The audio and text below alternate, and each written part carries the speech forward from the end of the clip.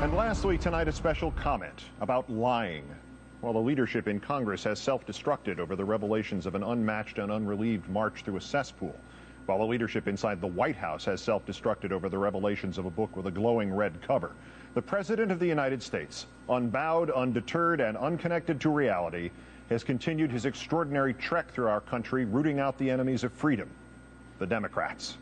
Yesterday, at a fundraiser for an Arizona congressman, Mr. Bush claimed, quote, 177 of the opposition parties said, you know, we don't think we ought to be listening to the conversations of terrorists. The hell they did. 177 Democrats opposed the president's seizure of yet another part of the Constitution. Not even the White House press office could actually name a single Democrat who had ever said the government shouldn't be listening to the conversation of terrorists. President Bush hears what he wants.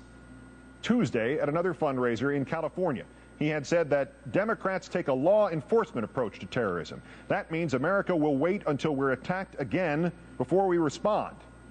Mr. Bush fabricated that, too, and evidently he has begun to fancy himself as a mind reader.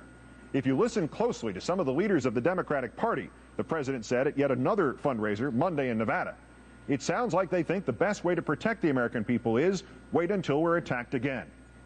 The president does not just hear what he wants. He hears things that only he can hear. It defies belief that this president and his administration could continue to find new, unexplored political gutters into which they can wallow. Yet they do. It is startling enough that such things could be said out loud by any president at any time in this nation's history. Rhetorically, this is about an inch short of Mr. Bush accusing Democratic leaders, Democrats, the majority of Americans who disagree with his policies, of treason. But it is the context that truly makes the head spin. Just 25 days ago, on the 5th anniversary of the 9/11 attacks, this same man spoke to this nation and insisted, quote, we must put aside our differences and work together to meet the test that history has given us. Mr. Bush, this is a test you have already failed. If your commitment to put aside differences and work together is replaced in the span of merely 3 weeks by claiming your political opponents prefer to wait to see this country attacked again, and by spewing fabrications about what they have said, then the questions your critics need to be asking are no longer about your policies. They are instead solemn and even terrible questions about your fitness to fulfill the responsibilities of your office. No Democrat, sir, has ever said anything approaching the suggestion that the best means of self-defense is to wait until we're attacked again. No critic, no commentator, no reluctant Republican in the Senate has ever said anything that any responsible person could even have exaggerated into the slander you spoke in Nevada on Monday night, nor the slander you spoke in California on Tuesday, nor the slander you spoke in Arizona on Wednesday, nor whatever is next. You have dishonored your party, sir. You have dishonored your supporters. You have dishonored yourself. But tonight the stark question we must face is why? Why has the ferocity of your venom against the Democrats now exceeded the ferocity of your venom against the terrorists? Why have you chosen to go down in history as the president who made things up? In less than 1 month, you have gone from a flawed call to unity to this clarion call to hatred of Americans by Americans.